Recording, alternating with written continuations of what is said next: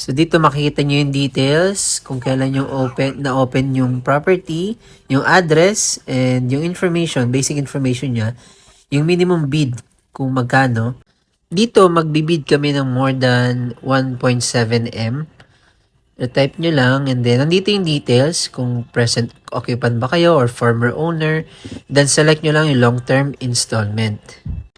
So, nakikita nyo rito na meron siyang discounted rate na 10%. Kaya, supposed to be 1.7 million, pero naging 1.5 million na lang siya. And then, andito yung minimum na sahod na dapat meron kayo. Hit on proceed, and then make sure na i-check nyo yung box. And then, click yes for confirmation. And click OK. And then dito, check nyo lang yung box dun sa tabi ng edit. And then, click nyo lang submit offer. Yes. Confirmation. And then, OTP ulit. And confirm. Okay. And dito, bibigyan nila kayo ng reference number doon sa submission nyo ng bidding nyo. Click on Negotiated Sale tab para makita nyo yung status ng binid nyo. So dito, makikita nyo pa lang yung reference number, yung address ng property, yung bid nyo, and then long-term installment, and makikita nyo rank is TBA pa.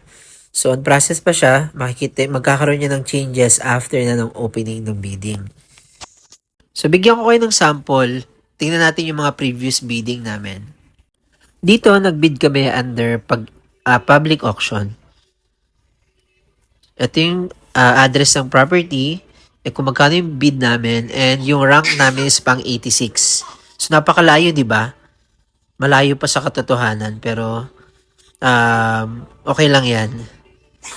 Tapos, tignan pa natin yung isa pang property na binid din namin. Ito, lupa lang to, lot only. Ito yung address, and then, ayan, pang rank 4 kami. Muntik na. Konting kembot na lang sana, panalo na. O, diba? Madali lang? Yes, sama-sama tayo sa journey na ito under negotiated sale at tignan talaga natin kung 1K lang ba talaga at insurance fee ang babayaran.